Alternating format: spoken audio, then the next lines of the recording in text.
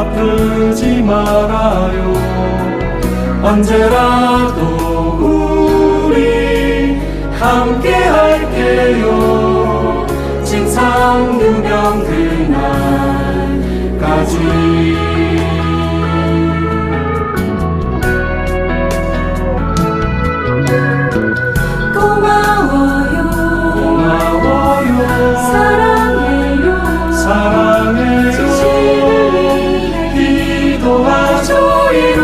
주소서. 두 번째 next morning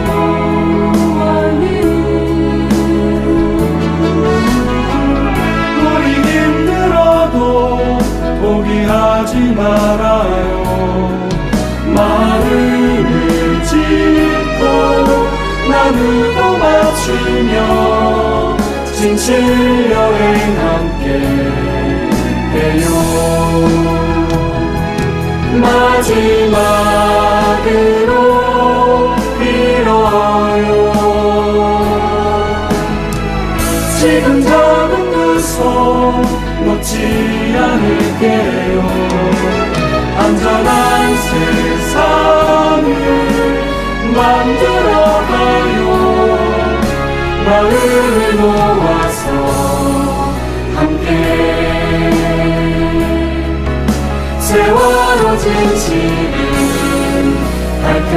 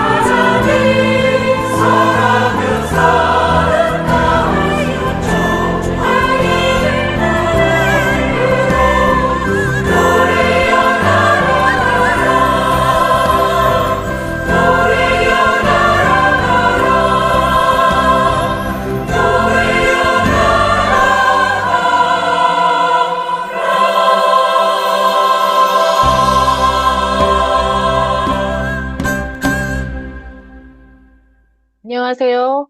바다호랑이 온라인 전세계 공동체 상영회 및 정윤철 감독님과의 대화에 오신 여러분을 환영합니다.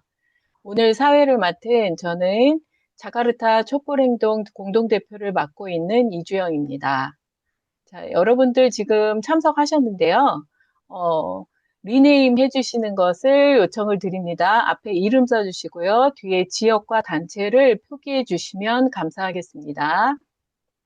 오늘은 고 김관홍 잠수사를 비롯한 민간 잠수사들의 이야기를 다룬 바다호랑이 여러분들 이미 다 보고 오셨을 거라고 생각하는데요. 이렇게 공동체 상영회 하고 그리고 오늘은 이 시간은 정윤철 감독님과의 간담회를 준비했습니다. 간담회 하기 전에 잠깐 저희 오늘 참석한 단체는요. 4.16 해외연대, 미시간 세사모, 샌프란시스코 공감, 스프링 세계시민연대 이렇게 참석했습니다. 하기 전에 저희가 묵념하도록 하겠습니다. 세월호 참사 304명의 희생자분들을 기억하고 생각하면서 진실 규명을 위해 끝까지 함께 하겠다는 마음으로 묵념하도록 하겠습니다. 묵념 시작.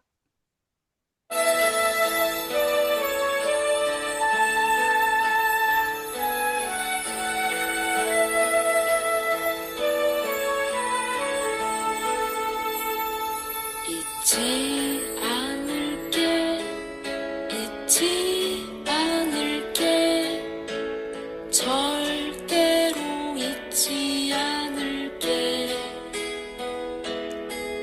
꼭 기억할게 다 기억할게 아무도 외롭지 않게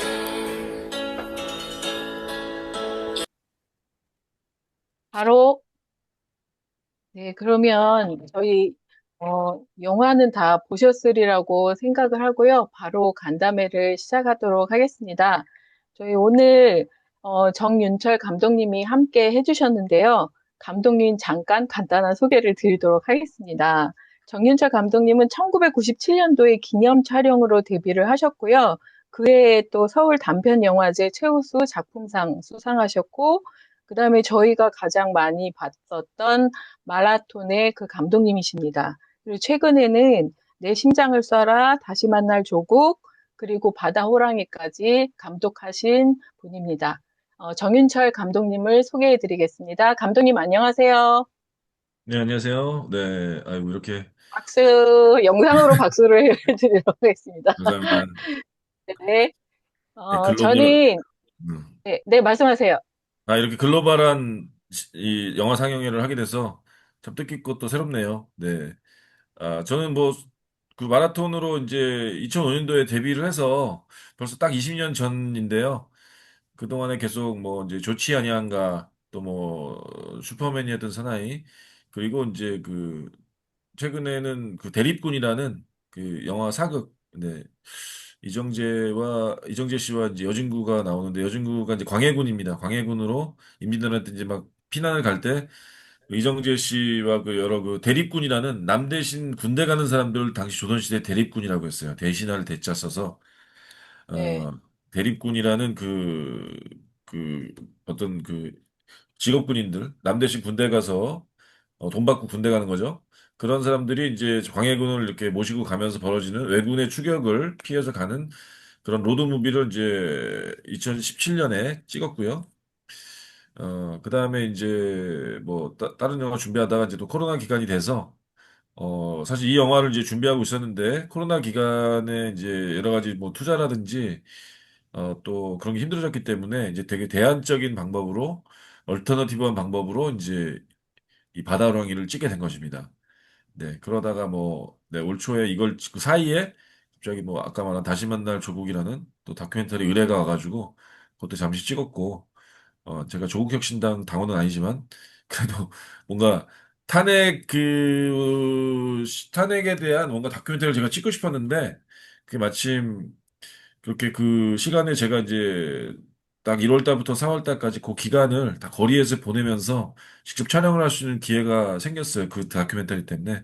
그래서 이제, 뭐, 조국, 대한 이야기뿐만 아니라 그 탄핵 과정에 대한 이야기가 많이 들어가요. 그래서 이제 그 다큐를 하게 됐었고, 결국 그 뭐 승리하는 그날까지 이제 다 현장에서 이렇게 촬영을 했었고, 그 다음에 이 바다호랑이는 한 2년 전쯤에 촬영한 거를 계속 후반 작업하면서 어떻게 보면 이제 올해 그래서 6월 달에 이제 개봉을 하게 된 거죠. 네. 그래서 극장에서 한 달 정도 이렇게 상영을 했고, 그 다음에 이제 공동체 상영들을 하면서 여러분들까지 만나게 된 것입니다. 네. 저희 이렇게 오늘 만나게 돼서 너무 반갑고요. 또 감독님하고 영화에 대한 이야기, 또 그간 몰랐었던 잠수사님들의 이야기 다 같이 함께 해볼 수 있어서 저희 너무 좋은 시간인 것 같습니다. 이 네, 영화 잠깐 설명드리면 여러분 다 보셨죠? 네, 다 보고 오셨으리라고 믿고, 이 영화는 지금 세월호 민간 잠수사 김관홍 잠수사님하고 공우영 잠수사님이 겪은 일들에 대한 그 풀어나가는 이야기인데요. 동료 잠수사 죽음에 대해서 과실치사로 기소된 공우영 잠수사님 재판하는 과정에 함께하고 그 와중에 이제 나오는 일들을 그리고 있습니다.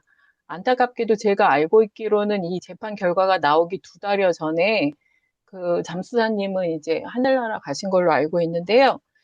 지금 바로 간담회를 하면 저희 지금 한 58명 정도 신청을 하셨고, 지금 참석하신 분들은 한 21분 정도 계세요. 네, 네, 오늘 간담회는 자유로운 시간이기 때문에 먼저 마이크를 켜시고, 그 다음에 이름하고 지역하고 단체를 먼저 밝혀주시고, 그리고 감독님께 질문하고 싶으신 걸 자유롭게 질문을 하시면 감독님도 아마 편하게 많은 이야기들을 해 주실 것 같습니다. 먼저 질문하실 분 계신가요? 자, 줌의 기능 중에 손들기가 있어요. 손들기. 아니면 마이크를 켜시고 저 질문하겠습니다. 바로 해주시면 좋겠습니다. 네, 지금 물 한 방울 쓰지 일단 않고 잠수장면을 구현하는 네, 연극 일단 뭐 이런 읽어드릴게요. 전희경 416 해외연대 분이 전희경 님이 질문하신 거 있어요. 물 한 방울 쓰지 않고 잠수 장면을 구현한 연극적 방식은 매우 독특합니다. 이런 연출을 떠올리게 한 계기는 무엇인가요? 여기에 덧붙여서 이제 저는 그 수중씬이라고 하는 게 나오잖아요. 네네. 그 수중씬은 또 어떤 식으로 연출을 하셨는지 수정 씨는 질문 어떻게 드립니다. 하셨어요? 이주영 선생님 수정 씨는 어떠셨습니까? 저는 수중씬이 좀 많이 슬펐어요. 네. 그리고 슬프고 그리고 굉장히 저게 뭐지? 이렇게 그 와중에도 줄을 달고 찍으셨나? 진짜 물에 들어가서 찍으셨나?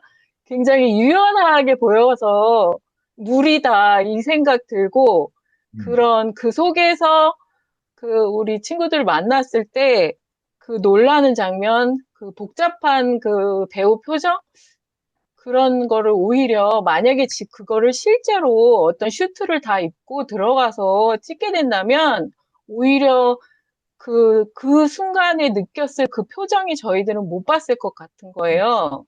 그런데 네. 오히려 그렇게 하지 않고 하니까 제가 다 그런 게 느껴져가지고, 네, 진짜 물속 같은 느낌이 들던가요? 네, 저는 그랬어요. 근데 그 누가 봐도 물속이 아닌 거 알 수 있잖아요. 왜냐면은 뭐 머리도 얼굴도 다 노출돼 있고 또 네, 뭐 어떻게 보면은 뭐 연극적인 세트라는 걸 누가 봐도 알 수 있는데 우리가 네, 그걸 물속으로 믿게 되는 이유는 첫 번째로 배우가 자기가 물속이라고 확신하고 있기 때문입니다. 배우가 그걸 믿고 있기 때문에 물속이라고 자기가 믿고 그 감정 표현을 하는 것이 인간에게는 전달이 돼요. 신기하게도.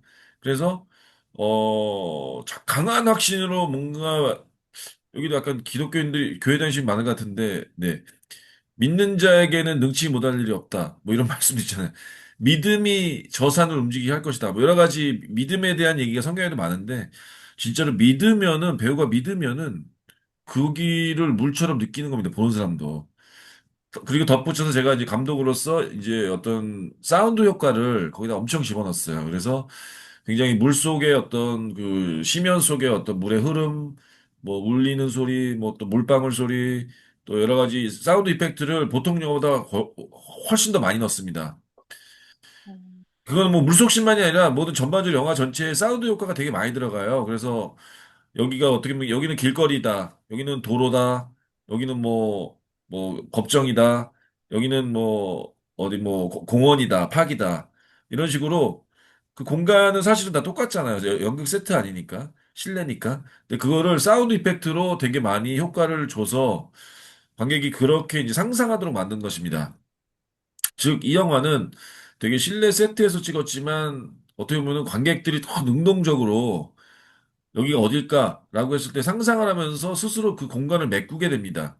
그래서 뒤에는 사실은 아무것도 없는 벽이고 뭐 시커먼 그냥 뭐 공간이지만 심지어 심지어 뭐 대리운전할 때 그 무슨 기무사 대령이 딱 뒤에 탔을 때 둘이 뭐 주인공을 운전하잖아요. 대리운전.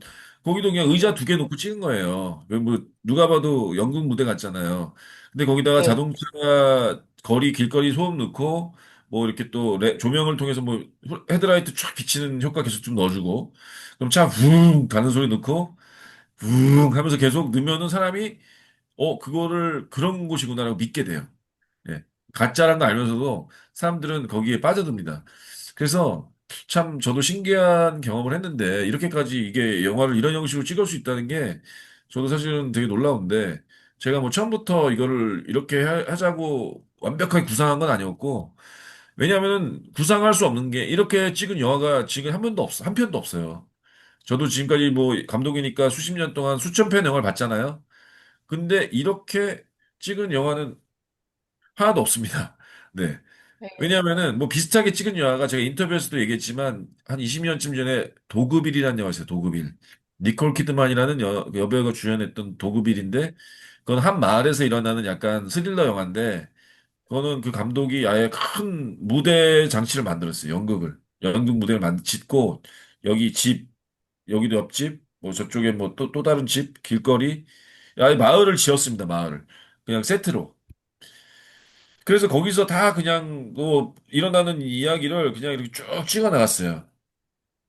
근데 저희 영화는 심지어 그렇게 뭐 세트를 짓지도 않았고 그냥 빈 공간이에요, 거의. 그리고 그 영화와 달리 우리 영화는 씬이 바뀝니다. 이 뭐 변호사 사무실 다음에 뭐 법정 다음에 길거리, 뭐 길거리 다음에 뭐 술집 다음에 뭐 물속 이런 식으로 씬이 계속 바뀌어요. 영화랑 똑같이 바뀌어요. 그렇기 때문에 되게 연극보다는 영화에 되게 가깝습니다. 형식은. 하지만 촬영은 분명히 이제 연극적으로 실내 세트에서 다 했죠. 하지만 그 컷을 찍은 촬영 방식이나 촬영, 네. 컷을 찍는 이 앵글이나 편집, 네. 그리고 씬 체인지 뭐 이런 것들은 거의 영화랑 똑같다고 보면 돼요. 그래서 그 도구빌은 되게 그 무대에서 연극을 찍은 것처럼 찍었다면은 저희 영화는 영화에 가깝게 무대에서 찍었는데 이런 영화가 없어요. 그래가지고 뭐 레퍼런스로 이렇게 제가 뭐 참조할 영화도 없었고 그냥 이거는 저희가 아까 말한 것처럼 이 영화는 이제 아까 뭐 줌으로 우리가 이제 연기 수업을 하던 사람들끼리 이제 코로나 기간에 우리가 비대면으로 만날 수 없으니까 비대면으로 연기 수업을 한번 해보자. 그래서 지금 이렇게 줌 하듯이 배우들이 한 10명 정도 이렇게 클래스를 만들어서 일주일에 한 번씩 만나서 연기 연습을 했습니다. 그래서 그 사람들과 나중에 이제 우리가 한 2년 정도 한 다음에 뭐 이렇게 끝났으니까 뭐 워크숍처럼 뭘 하나 이렇게 뭘 해보자. 그러다가 이제 연극에서의 낭독 공연처럼 연극은 이제 그 공연을 꼭 이렇게 세트가 없이 대본을 읽으면서 배우들이 쭉 하는 낭독 공연이라는 게 있습니다. 그래서 낭독 공연을 봐도 되게 재밌어요. 왜냐하면 실제로 감정을 담아서 대사를 이렇게 하기 때문에 처음에는 뭐 줄줄줄 뭐 그냥 읽는 거라서 지루할 것 같지만 되게 재밌어요. 그래서 우리도 그럼 저런 낭독 공연처럼 한번 뭔가를 해볼까? 하다가 우리는 뭐 줌으로 하는 영상 수업이었으니까 그럼 이걸 찍어보자. 그래가지고 뭔가 이렇게 모여가지고 우리가 뭘 이렇게 마이크 하나 놓고 이렇게 낭독을 하면서 서로 할 때 우리가 카메라 앵글로 이걸 담아보자. 배우들의 표정이 어떻게 나오나. 근데 그렇게 하다가 야 그럴 거 그냥 대본 다 외워서 와라. 외워서 그냥 우리 찍어보자 하다가 그러면 다 외워서 실내에서 이렇게 그냥 그거를 그냥 영화 앵글 그대로 찍을 텐데 그냥 다 실내에서 한 3일 만에 다 끝내보자. 장편 영화를. 그래서 저희가 3일 만에 딱 찍은 거예요. 처음에. 그렇게 하다 보니까 뭔가 이 영화가 이제 두 번에 걸쳐 찍었는데 처음에 3회차 3일 동안에 해서 이제 1차로 찍었고 그렇게 해서 붙여가지고 이제 그 물속 장면도 사운드 효과 넣고 막 전체적으로 제가 한번 만들어 봤더니 생각보다 되게 좋은 거예요. 그래가지고 이걸 극장에서 한번 시사회를 했습니다. 그래서 우리가 이제 우리 여기 뭐 제작자도 사실 그때 몰랐어요. 제가 얘기를 안 했어요. 제가 그냥 우리 배우들하고 그냥 찍었어요. 그때 제작자도 초청하고 한 극장 한 100여 명 정도 모아가지고 지인들에게 보여줬더니 너무너무 좋다고 하는 거예요. 막 울고불고 난리 났어요. 그래가지고 그럼 이거 극장에서 개봉할 수도 있겠는데? 그래가지고 음. 한 번 더 보충 촬영해서 3회차 더 찍어 3일 동안 더 찍고 그거를 가지고 총 6회차 정도 찍은 거예요. 6, 7회차 찍은 걸 가지고 결국 개봉하게 된 겁니다. 아, 근데 그 물속 장면은 첫 번째 찍을 때 다 나왔어요. 물속 장면은 아, 보충 촬영할 때 네, 찍은 건 딱 하나. 거기 약간 애 안고 이렇게 쭉 올라가는 장면 있죠? 네, 네, 그 네. 장면 좀 신기하잖아요. 그 장면 뭐지? 이거 CG인가? 어떻게 올라가지? CG죠, 당연히. CG입니다. 거기 그 유일하게 우리 영화 딱 한 컷 CG. 저희는 돈이 없기 아, 때문에 CG를 할 수 없죠. 한 컷도 좀 저기 CG 업체한테 부탁해서 공짜로 도와준 거예요. 그래서 그 줄로 Y 액션이죠. 줄로 붙들어 매가지고 끌어올린 거를 줄만 이제 지운 거예요. 그래가지고 어쨌든 그 장면이 이제 위로 상승하는 어떤 그 장면 뭐 뭔가 느낌이 좋잖아요. 네. 그 장면을 그래서 만들어서 이제 붙인 거고 이제 보충 촬영하면서 조금 더 이제 사람들 많이 나오는 뭐 이렇게 뭐 신부님과 함께 그 행진한다든지 뭐 유가족 행진하는 장면 있잖아요. 그런 거라든지 거기 뭐 새로 들어온 배우들 거기에 우리 유명한 배우인 누구죠? 박호산 배우 나잖아. 박호산. 네. 네, 박호산 네, 배우가 그 기무사 대령으로 약간 악역 빌런으로 좀 나오죠. 네, 네. 그 역할, 그런 거 새로 찍고, 그래가지고 음, 이제 좀 더 덧붙여서, 이렇게 했습니다. 근데 이 보충 촬영하면서 좀 더 재밌었던 거는 저희가 보충 촬영할 때는 처음에는 한 1,000만 원도 안 되는 돈으로 찍었어요. 1차 촬영할 때는. 우리 배우들끼리 한 거니까. 근데 그걸 잘하려고 하면서 한 5천만 원 정도 들여가지고 세트를 좀 지어서, 심지어 바지선도 이렇게 나무로 뭐 한 10m, 10m로 이렇게 만들어가지고 그 위에 배우들이 실제로 올라가서 연기할 수 있도록 바지선도 이렇게 만들었어요. 그 세트장도 좀 큰 거 빌려가지고. 그렇게 이렇게 찍어가지고 좀 더 잘하려고 해서 이렇게 편집을 예전 거랑 새로 찍은 거랑 딱 붙였더니 놀랍게도 안 붙어요. 편집이 안 붙어. 그러니까 아, 그렇게 처음에 어설프게 했다고 했지만 그 비어있는 그 톤과 뭔가를 자꾸 집어넣고 좀 더 실제처럼 하니까 이렇게 뭔가 더 할수록 영화가 아니라 연극 같아요. 음, 어. 음, 누가 봐도 갑자기 연극이 되는 거야. 그래서 그거 다 못 쓰고 다 드러내고 거의 그냥 옛날에 있던 거를 토대로 그런 톤으로 전반적으로 다 만들었어요, 다시. 네. 처음에 했던 거는 뒤에 배경에 아무것도 없고, 뭐 이렇게 약간 더 연극 같잖아요. 이제 그런 것이 오히려 관객들이 상상할 수 있고, 어, 스스로도 머릿속에서 메꾼다. 그런 현상이 생겼습니다. 그래서 이 영화들이 특이하게도, 관객이 참여하는 능동적인 영화입니다, 되게. 자기 머릿속에서 이 빈 공간을 다 메꾸고, 상상해서 관객이, 이렇게 영화를 만들어내요, 머릿속에서. 물론 이제 가장 중요한 건 배우들의 연기죠. 연기가 가장 중요한 거고, 그래서 되게 리허설을 줌으로 한 달 정도 굉장히 열심히 했고, 다 배우들이 대사를 다 외워서 현장에 와서 그냥 아주 빠르게 팍팍 찍어 나갔습니다. 네. 음, 그래서 아까 그 질문 물속에서 첫 번째 우리 누구죠? 전희경님이 질문하신 그렇게 해서 물 한 방울 쓰지 않고 잠수 장면을 구현하게 되었고, 네, 그런 과정에서 뭐 갑자기 물속에 들어갈 수도 없고 수중 촬영은 되게 돈도 많이 들고 완전히 뭐 아무나 할 수가 없습니다. 그건 이런 저희 뭐 다 합쳐서 뭐 1억도 안 되는 예산으로 수중 촬영할 수 없기 때문에 그냥 이렇게 연극처럼 마임으로 했죠. 그리고 그게 우리 영화의 방식에 또 맞아요. 갑자기 여기서 물속으로 들어가면 이상합니다. 그래서 그렇게 연극처럼 관객의 상상력을 자극하면서 이렇게 그 마임으로 이렇게 표현을 하되 사운드 효과를 이펙트를 엄청나게 물소리나 뭐 이렇게 할 때 휘젓는 소리, 물 소리 이런 것들을 엄청나게 집어넣어서 착각하도록 상상하도록 만든 거죠. 근데 신기하게도 대부분의 분들이 그 물속이라고 생각이 들잖아요. 네. 네. 네, 그래서 그, 어, 이런 약간 이제 필요는 발명의 어머니라는 말이 있듯이 저희가 이제 하다 보니까 이제 실질적으로 이제 이게 투자가 안 됐죠. 원래 이 영화는 이제 김탄관 작가의 원작 소설을 사서 상업 영화로 찍으려고 했던 거죠. 예산이 100억이었습니다. 네.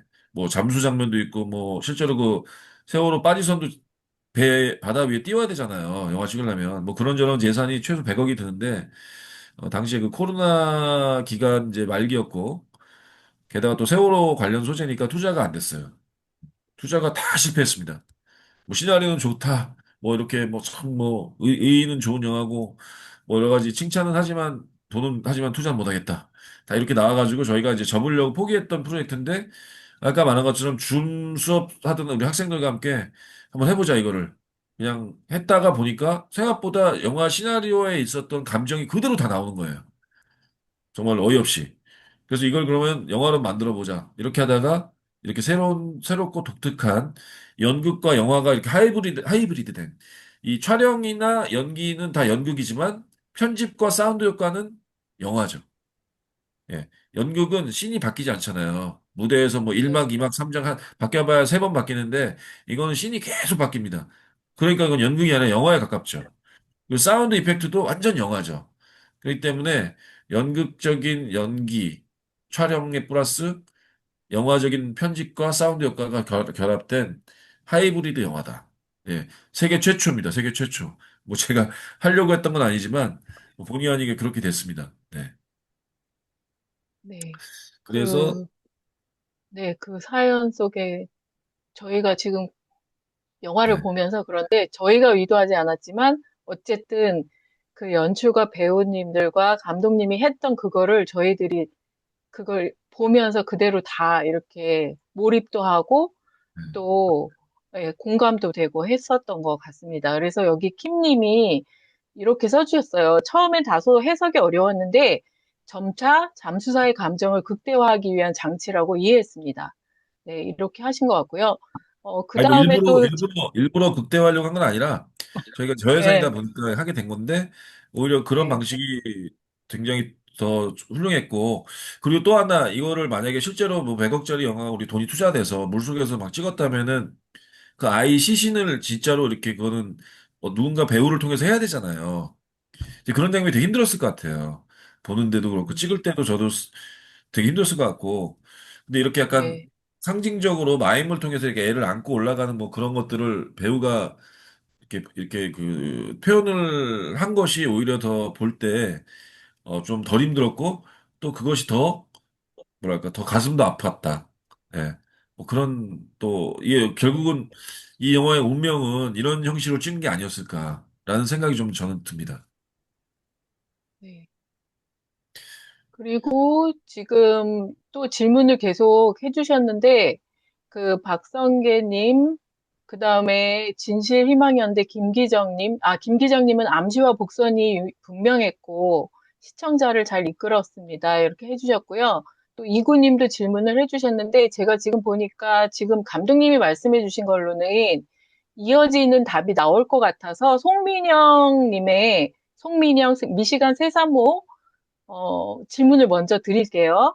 줌으로 영화를 공부하고 연기를 연습하는 분들의 모임에서 이 영화가 시작되었다고 말씀하셨는데, 다른 각본이나 소재로도 많은 연습을 하셨을 텐데, 왜 바다호랑이를 영화로 만들어 보기로 하셨는지 궁금하다고 합니다. 아, 예, 예. 이거 전에 뭐 또 이구 시애틀 늘푸른 연대님도 뭐 물어보신 것 같은데 그것도 제가 말씀드릴게요. 좀 이따가. 네, 네, 네, 네. 네, 제가 잠시 후에 송민영님 읽어드리겠습니다. 줌으로 영화를 사실 아까도 좀 설명드렸지만 이제 줌으로 이제 코로나 기간에 비대면으로 수업을 하던 그 배우들 한 10여 명과 함께 저희가 이제 한 2년 정도 연기 연습을 계속 했는데 그때 했던 대본들은 이제 그 어떤 영화의 한 부분만 뽑아가지고 연기 연습을 한 거죠. 좋은 장면을 뽑아서 뭐 예를 들어서 뭐 마라톤의 뭐 어떤 장면 뭐 아니면 뭐 또 뭐 양들의 침묵의 어떤 장면 뭐 어떤 영화의 뭐 또 뭐 포레스트 검프의 어떤 장면 뽑아가지고 그 한 5분 정도만 이렇게 연습을 계속 하는 거죠. 근데 그것도 되게 어려운 장면들이기 때문에 이제 정말 훌륭한 배우들이 한 장면을 우리 배우들이 하는 거는 되게 쉽진 않아요. 그래서 그거를 제가 디렉팅을 주면서 계속 더 끌어올리는 식의 수업을 했던 거고 또 영화 연기 연극 배우들이니까 약간 영화 연기에 좀 낯설잖아요. 그런 것들을 계속 최적화 시켜주는 거고 그런 수업들이었지. 이렇게 전체 영화를 가지고 처음부터까지 쫙 한번 해보자 이런 거는 사실 할 수가 없죠. 그거를 다 하려면 뭐 연습 기간도 엄청나고. 그래서 이제 맨 마지막으로 우리가 한번 뭘 하나 해보자 하다가 대본이 제가 한 두세 개 정도가 후보가 있었는데 좀 이제 바다랑이보다 좀 쉬운 거, 뭐 약간 정말로 뭐 좀, 뭐 실내에서만 벌어지는 뭐 영화 대본, 뭐 그런 걸 하려고 하다가 아, 이왕 하는 거 이거 한번 그 바다호랑이 이게 물속 장면도 과연 될까? 이런 식의 약간 생각을 좀 네. 무모한 생각을 하면서 100억짜리 제작비지만 우리가 한번 이걸 한번 연기로서 한번 뚫고 가보자. 연기의 힘으로 한번 만들어 보자. 이런 생각이 들어서 이 친구들과 얘기를 했더니 한번 좋다 그래서 한번 해보게 되었습니다. 근데 이제 뭐 처음에는 사실은 우리가 영화 개봉으로까지 갈 생각은 솔직히 아니었기 때문에 우리가 우리끼리 한번 일종의 뭐 졸업 발표회 뭐 이런 식으로 한번 해서 영상물을 하나 찍어보자라고 하다가 그것이 점점 이제 그 생각보다 잘 나와서 시사회를 하게 됐고 거기에 보충 촬영을 좀 해서 진짜 개봉까지 가게 된 거죠. 그러면서 뭔가를 저희도 이제 발견해 나가는 거였고 어떤 발명이라면 발명 같은 형식을 새롭게 발명한 거죠. 그래서 뭐 다른 각본보다 뭐 그냥 바다호랑이를 그냥 택해서 그냥 했다. 네, 그냥 뭐 어떤 처음입니다. 이런 걸 한 거는 사실은. 네. 그리고 네. 이분님 것도 그러면 한번 이어서 질문 드릴게요. 그 시애틀의 박성계님은 이런 질문을 주셨어요. 이 영화를 보는 분들이 영화를 다 본 후에 어떤 질문, 어떤 생각거리를 가지기를 원하시는지 여쭙습니다. 그러니까 감독님의 어떤 제작 의도를 여쭤보시는 건가? 네. 어, 이걸 보고 어떤 생각을 하시게 되는지를 할 것 같아요. 관객이 어떤 질문이나 어떤 생각거리를 갖기를 원하시는지, 관객이. 구체적으로 이 작품은 이제 세월호에 대해서 영화가 몇 편 나왔지만 최초로 그 약간 가족 중심이 아니라 유가족 중심이 아니라 거기에 이제 좋은 일을 하셨던 잠수사분들 어떻게 보면은 뭐 영화에도 나오지만 의병 같은 사람이잖아요. 그냥 전쟁이 났을 때 그냥 자발적으로 가서 정의감 때문에, 뭐 애국심 때문에, 아니 뭐 생명에 대한 어떤 그런 기본적인 양심 때문에, 뭐 선한 사마리아인들처럼 이렇게 지나칠 수 없어서 이렇게 좋은 일을 하셨던 분들이 겪게 되는 말도 안 되는 그 힘든 상황. 그것에 대해서 한번 생각을 해보았으면 좋겠습니다. 그리고 그분들이 겪었던 여러 가지 힘들었던 트라우마, 그리고 우리 국가와 사회가 전혀 신경 써주지 못했다는 것. 우리가 유가족들이나 뭐 이런 분들에 대해서는 어느 정도 관심이 많고, 또 그분들 위해서 우리가 상당히 많이 공감을 하고, 또 여러 가지 그 치유를 위해서 뭐 애를 쓰고 있지만, 물론 아직도 터무니없이 부족하지만, 이런 또 좋은 일 하러 갔던 분들도 어떻게 보면은 이제 피해를 입으니까 피해자잖아요, 이 사람들도. 마음에 상처를 입고 이제 더 이상 잠수병 때문에 잠수라는 그 직업을 할 수가 없고. 그래서 뭐 대리운전하면서 살고 있고, 뭐 망가져가고 있고, 실제로 평생 그 신장 투석을 받아야 되는 상황이 됐고, 일주일에 5번 받는데요, 실제로 그분은. 병원에 가서 5번씩 투석을 받아야지만 살 수 있고.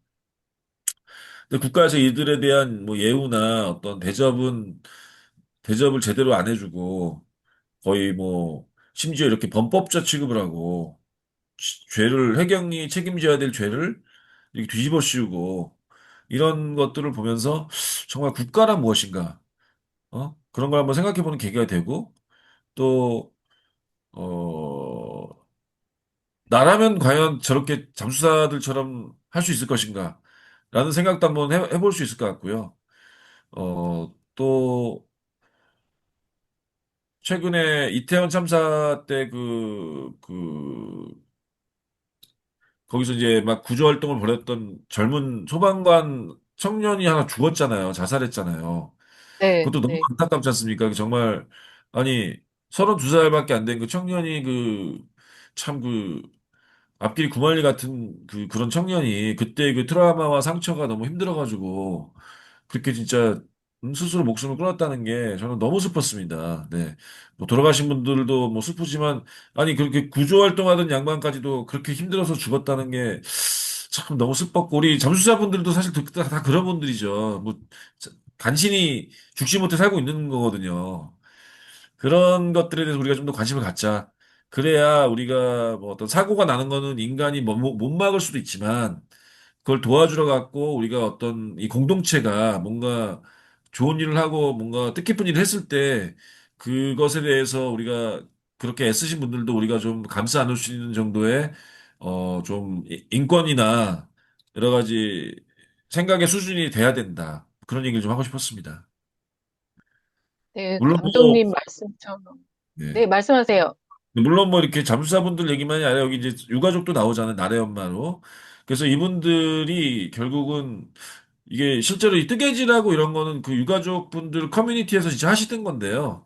그걸 뭐 잠수사들한테 뭐 선물로 주고 그러진 않았어요. 실제로는. 근데 이제 그 장면을 제가 보고, 아, 이런 식으로 엮어서 뭔가 좀 잠수사분들에게 이렇게 유가족분과 이렇게 좀 뭔가 만나는 계기가 그 스웨터 같은 게 되면 좋겠고, 이 스웨터라는 거는 사람 몸에 들어가는 거니까 그걸 통해서 뭔가 이 잠수사가 이렇게 남을 이제 더 이상 안아줄 수 없었던 그 트라우마, 그 물속에서 겪었던 너무나 그 어떻게 보면은 당시엔 몰랐지만 몸이 너무나 그 그런 행동이 힘들어서 몸에 생겼던 그 트라우마를 극복하는 계기가 어떻게 보면 그 유가족, 그 나래 엄마가 주는 어떤 작은 사랑, 작은 그 애정, 고마움의 표시, 그것으로 인해서 어떻게 보면 나을 수 있겠다.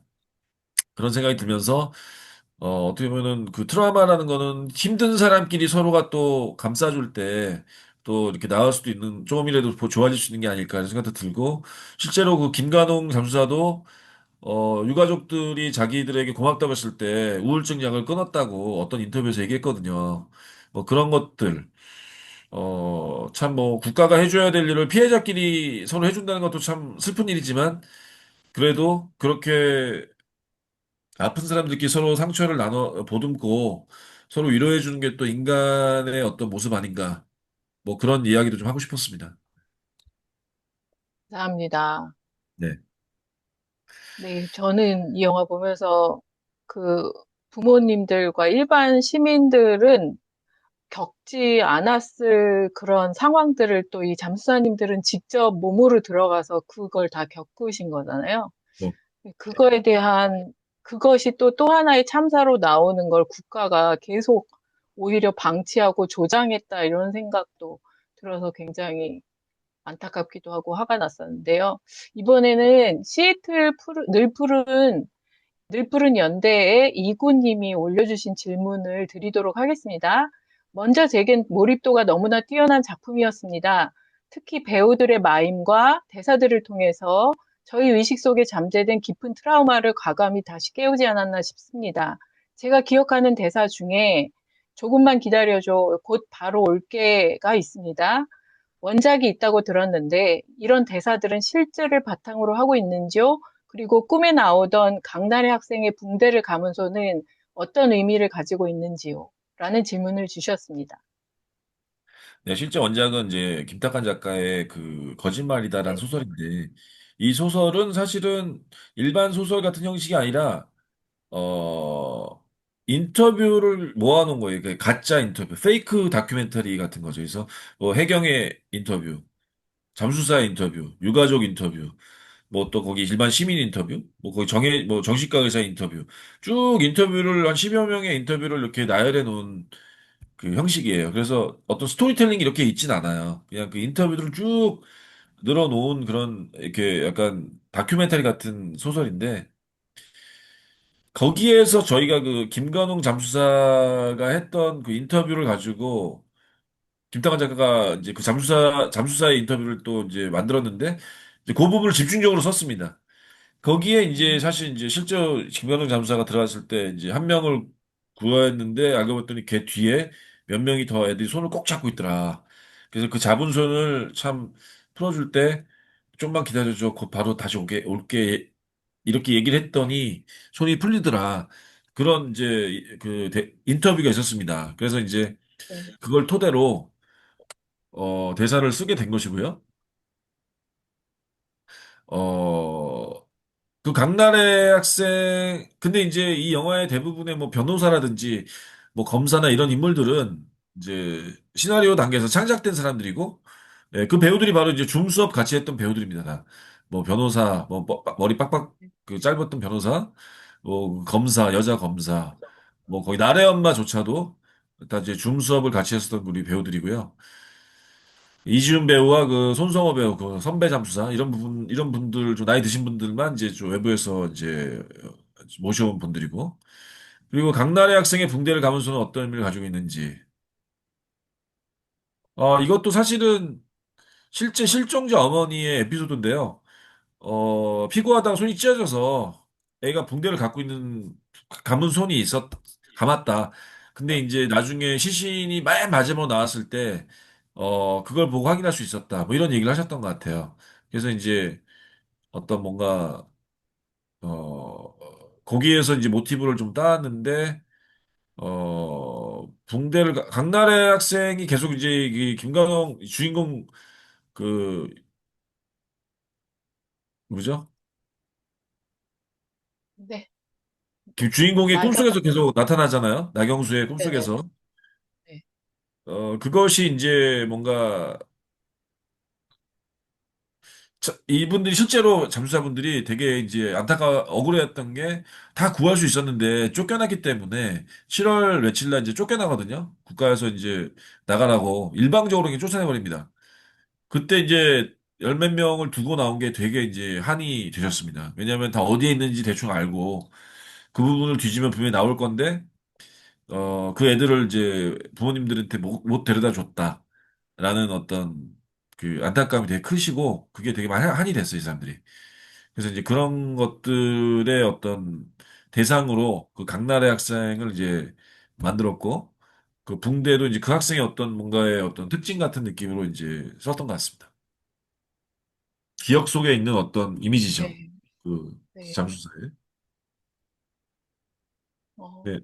그리고 지금 제 채팅창으로 질문해 주신 건 제가 다 질문을 드린 것 같고요. 네. 어, 또 여기 보시는 분들 중에서 질문하시려면 마이크 켜시고 바로 질문해 주시면 좋겠습니다. 질문하시기 전에 성함하고 그다음에 지역 단체 알려주시면 됩니다.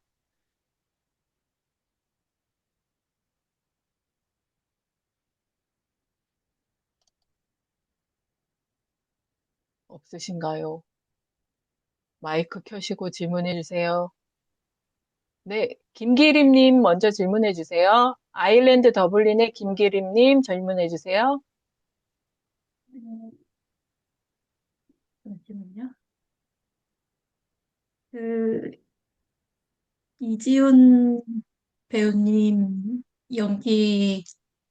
연기가 그 김관홍 잠수사님의 그 제스처와 말투까지 닮았다고 하셨었는데 감독님이 보시기에 배우가 어떻게 그 지점에 다다를 수 있었다고 생각하시는지 궁금합니다. 실제로 뭐 두 분이 뭐 외모상으로 닮진 않았고 또 네. 뭐 그런 분을 일부러 캐스팅하려고 뭐 일부러 찾지도 않았고 실제로 처음에는 좀 이지훈 배우가 좀 너무 이 잠수사 느낌 맞을까 약간 제가 이제 아는 배우라서 이제 좀 제안을 했던 건데 좀 너무 잘생긴 배우 아닌가 막 이런 생각도 좀 들었어요. 그리고 실제로 그동안 했던 연기도 약간 코믹한 걸 좀 많이 했었고 그래서 이렇게 좀 진지한 역할을 잘할 수 있을까 해서 이제 좀 우리가 줌으로 이제 리허설 할 때, 연습을 할 때 이렇게 좀 봤는데 생각보다 너무 연기에 대한 몰입감이 좋고, 굉장히 그 뭔가 가능성이 놀라웠습니다. 그래서 이제 작업을 같이 할 수 있겠다 생각이 들었고, 실제로 이 영화의 50% 이상은 이지훈 배우가 다 끌고 나간 거죠. 그리고 진짜 뭐 이명세 감독님이나 다른 뭐 이걸 보신 뭐 임순례 감독님이나 다른 뭐 아는 감독님들이 얘기하들 할 때 이지훈 배우가 정말 놀라운 연기를 했다. 그리고 뭐 저 또한 뭐 물속에서 그 클로즈업으로 그 얼굴을 잡았을 때 파란 그 바다 조명 속에서 그 눈빛 연기와 그 아이를 진짜 목격했을 때 그 정말 그 표정은 진짜 제가 지금까지 했던 모든 영화를 통틀어서라도 진짜 최고의 장면인 것 같아요. 한국 영화에서 정말 보기 드문 그런 놀라운 연기를 보여줬고, 그게 이 영화에 되게 정말 소중한 하나의 또 결실이라고 생각이 드는데, 이게 왜 연기를 이렇게 갑자기 잘하게 됐을까 생각을 해보면, 이 영화는 연기 외에는 배우가 의지할 게 하나도 없어요. 뭐 뒤에 세트가 있는 것도 아니고 무슨 뭐 그렇다고 뭐 물속에 진짜 들어간 것도 아니고 그냥 아까 말씀드렸지만 진짜 믿어야 돼요. 그 상황은 본인이. 믿으려다 보니까 몇 배는 더 믿어야지만 연기를 할 수 있습니다. 그러다 보니까 이 확신을 하는 그 정도가 굉장히 강해지면서 이 오히려 배우의 연기가 더 많이 뿜어져 나온 게 아닌가 이런 생각이 들고 아무것도 없기 때문에 배우의 어떤 책임감도 더 세집니다. 이걸 내가 확신하고 내가 이걸로 안 하면 이 영화는 말이 안 된다. 다 무너진다. 뭐 이런 강박관념보다는 책임감. 그게 되게 세졌기 때문에 놀라운 연기가 막 보여진 것 같아요. 제가 볼 때는. 아, 그리고 이제 이 영화를 보고 났을 때 유가족분들이 실제 김관홍 잠수사의 부인과 아이들이 이 영화를 봤는데 저도 되게 걱정됐어요. 어떻게 보실까. 전주영화제에서 이제 처음으로 보셨는데 보고 나서 막 이제 눈물 엄청 흘리시고 나서 이런 말을 하시더라고요. 생긴 거는 참 뭐 닮았다고 볼 수는 없는데 이상하게 자기 아빠랑 너무 비슷하다. 그 큰딸이 그런 얘기를 하면서 뭐 와이프도 우리 남편이랑 되게 비슷한 느낌이 난다. 그러시는 거예요. 그래서 제가 좀 신기했습니다. 그래서 그 딸이 이제 또 얘기하는 게 왜 아빠가 그렇게 힘들어하고 되게 술 마시고 막 그렇게 괴로워했는지 이제 자기가 좀 느낌이 좀 알겠다. 그런 얘기를 하더라고요. 그래서 아마 예전에는 김관우 변호사가 집에서 막 괴로워하고 술 마시고 막 이렇게 할 때 사람들, 뭐 가족들조차도 잘 이해를 못하고 왜 저렇게 술 먹나, 왜 저렇게 힘들어하나, 막 그랬던 것 같아요. 근데 이제 이 영화를 보고 났을 때 왜 저렇게 힘든가, 그런 걸 좀 이해하게 됐다고 그래서 제가 좀, 뭔가 기분이 이렇게 좀 만든 보람이 있다고 생각했습니다. 네, 지금 손 드신 분, 감독님 계속 있습니다. 휴스턴 한비의 구보경님 질문 손 들으셨는데요. 마이크 켜시고 질문해 주세요. 네, 질문하기 전에 소개해 주세요. 네, 안녕하세요. 스프링 세계 시민연대와 함께 맞는, 휴스턴 함께 맞는 비 구보경입니다. 저희는, 안녕하세요. 네, 안녕하세요. 저 세월호 활동을 하고 있기 때문에 이런 세월호 참사 진상규명과 이런 여러 의인들, 그 곁을 지켜주셨던 많은 분들에 대한 관심을 많이 가지고 있었고, 계속 이 세월호 참사에 관한 이런 아직도 해결되지 않았고, 또 이런 해경이 구조하지 않았고, 그 나머지에 뒤집어 씌워서 네. 이 구조를 어, 말이 잘 안 되는데. 어쨌든 김관웅 잠수사님이 하신 말씀 중에 죽은 자를 위해 산 자가 이렇게 뛰어드는 법은 없었다. 이렇게 잠수 구조를 하는 일은 없었는데 그 현장에서 그 겪었을 많은 일들이 지금 많이 전해지고 또 감독님께서 많이 주목하신 그 의병이라고 표현하신 것처럼 이런 의인들, 이 의로움과 양심 여기에 많이 집중하셨다는 거에 대해서 일단 저희가 세월호 활동을 하고 있는 활동가 입장에서 매우 감사드린다는 말씀을 드리고 싶고요. 네, 또 네, 저희도 김탁한 아, 소설가의 그 거짓말이다. 그리고 입니다. 또 슈퍼맨이었던 사나이 이 두 가지를 저희 스프링에서 저희가 북클럽과 이런 토론을 한 적이 아, 있었었거든요. 그래요? 근데 네네. 근데 감독님께서 그 영화를 만드셨던 분이었다는 거에 대해서 굉장히 좀 근데 많이 슈퍼맨이었던 이런 사람도 약간 의인에 네, 대한 의인이죠. 네, 예, 약간 좀 예. 정신이 온전치 못하지만 그래도 예, 슈퍼맨이라고 착 믿고 있는 그런 예. 의인에 대한 이야기죠. 어떻게 보면 네, 네. 코미디긴 하지만. 그래서 그분이었다는 걸 오늘 알게 돼서, 아, 네. 감독님께서 좀 관심을 갖는 부분이 무엇이구나 하는 게 이제 좀 말씀 중에 많이 전달이 돼서, 좀 감독님 영화가 모든 게 다 잘 됐으면 좋겠다는 마음도 참 많이 들고요. 그래서, 고맙습니다. 네, 네.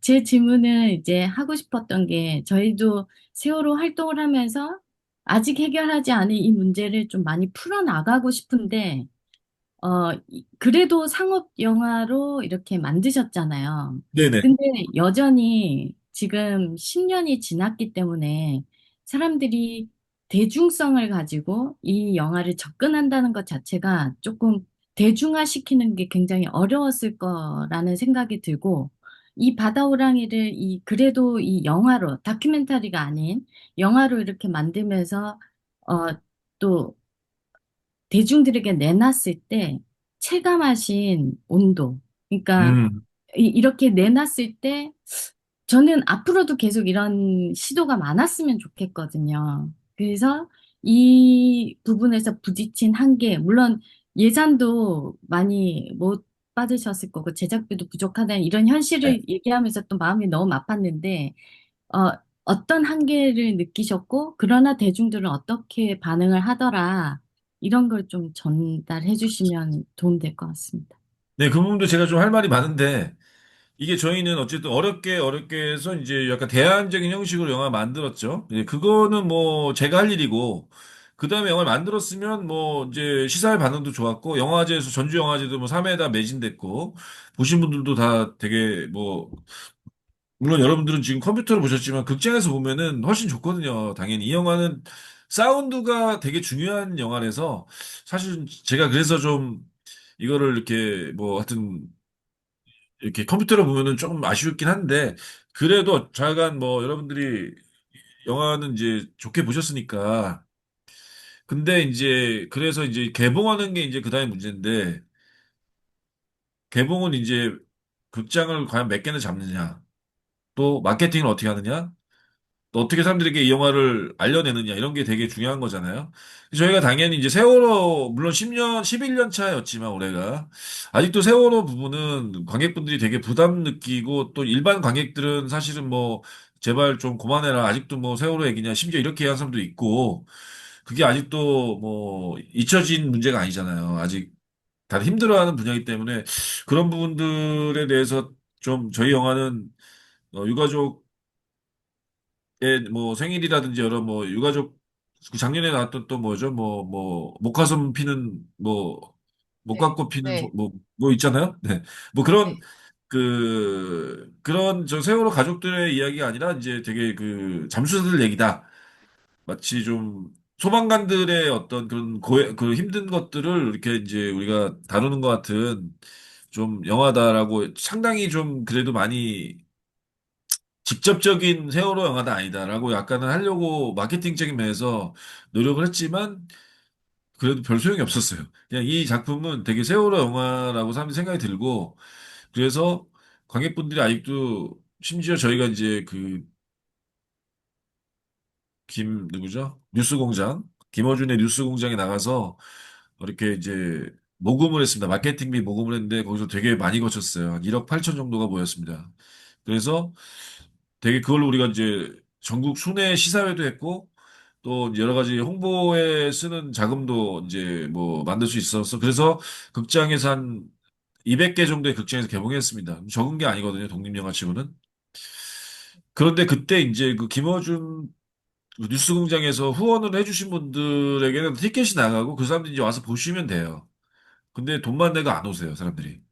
네. 그래서 보시면 이게 보고 입소문을 내야지 저희가 이제 홍보가 되는데 후원은 해주겠다 하지만 난 못 보겠다 힘들어서 그런 분들이 되게 많아서 출석률이 20%밖에 안 됐어요.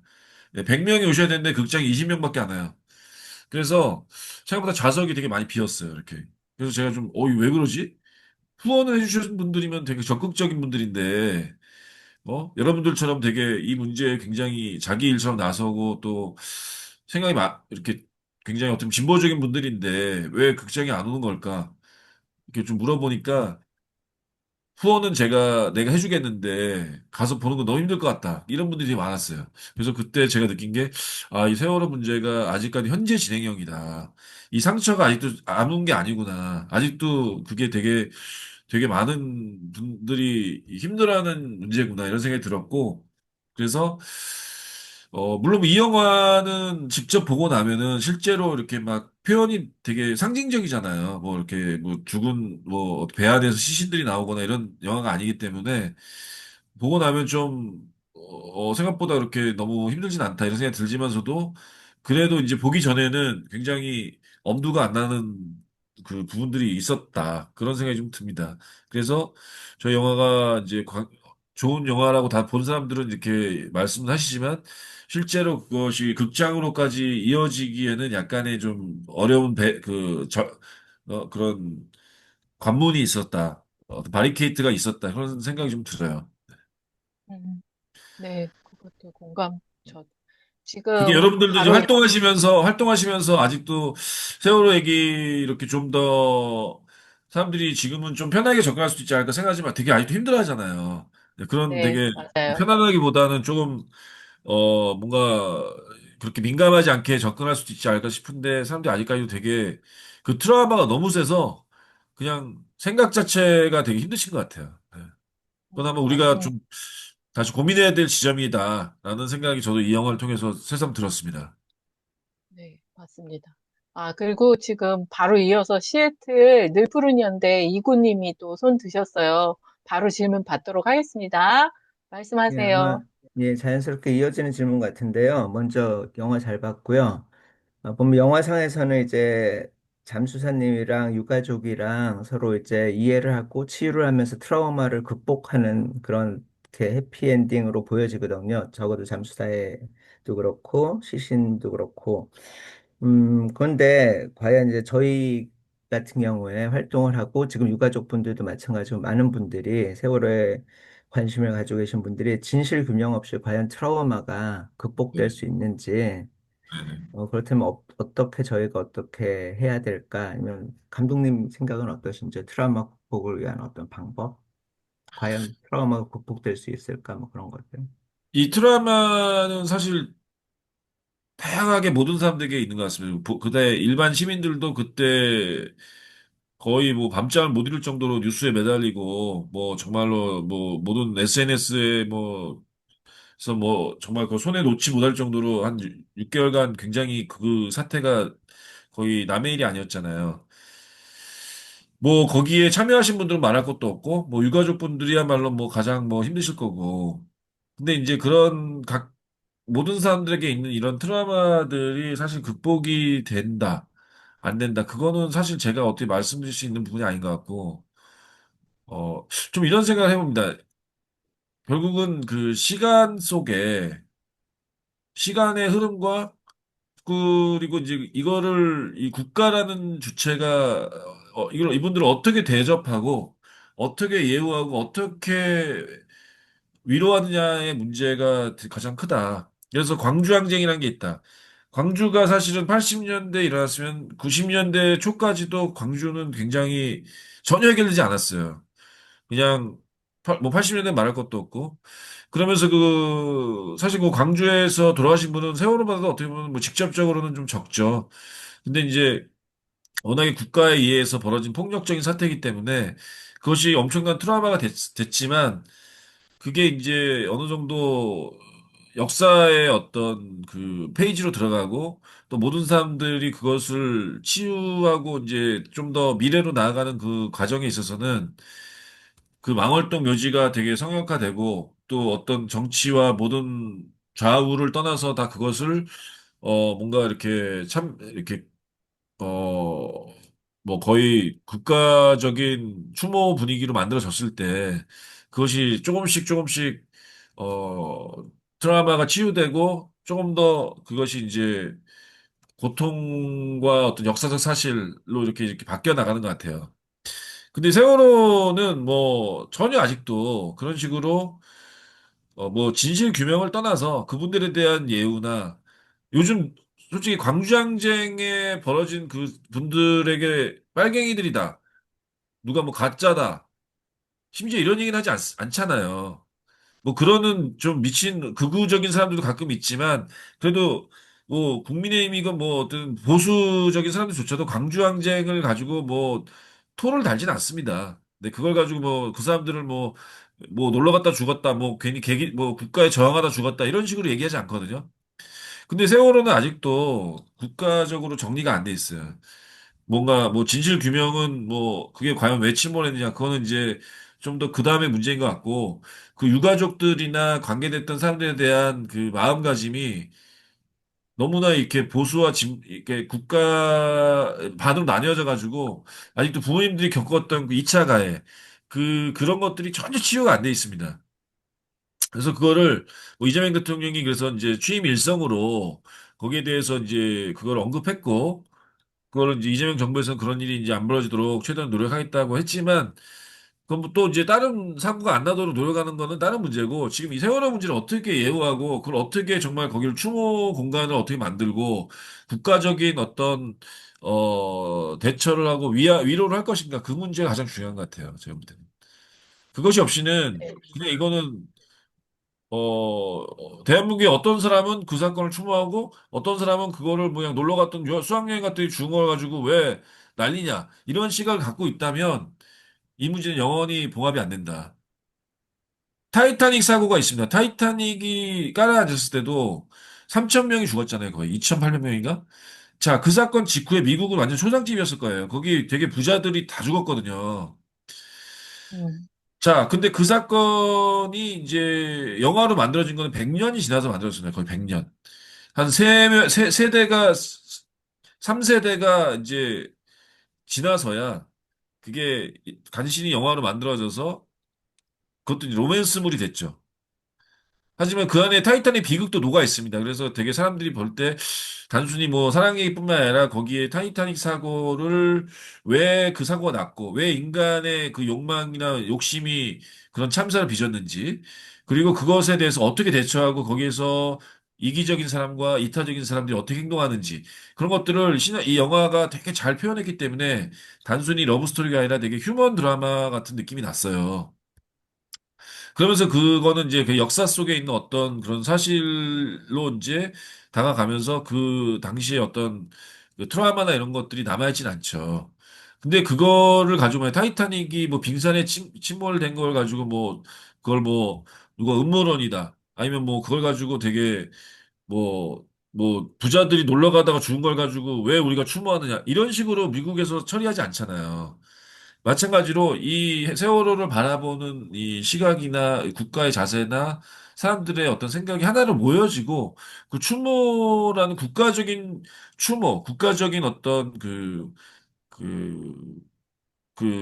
위로의 마음이 하나로 모아질 때 저는 이것이 이제 어떤 그 트라우마가 어느 정도 좀 모두에게 나누어져서 유가족분들도 좀 마음이 편해지시고, 또 좀 더 미래로 나갈 수 있고, 또 뭔가 사회적으로도 사람들이 그냥 생각하기도 싫어, 뭐 이런 게 아니라 그 사건을 이제 우리의 어떤 현대사의 한 부분을 받아들이고 이렇게 치유해 나갈 수 있을 것 같습니다. 그러기 위해서는 사실은 저희가 해야 될 게 되게 많아요. 삼풍백화점 사건 같은 것도 제가 이번에 촬영을 30주년이라서 촬영하러 갔거든요. 네. 삼풍백화점 그 추모비가 그 현장에 있지 않습니다. 예?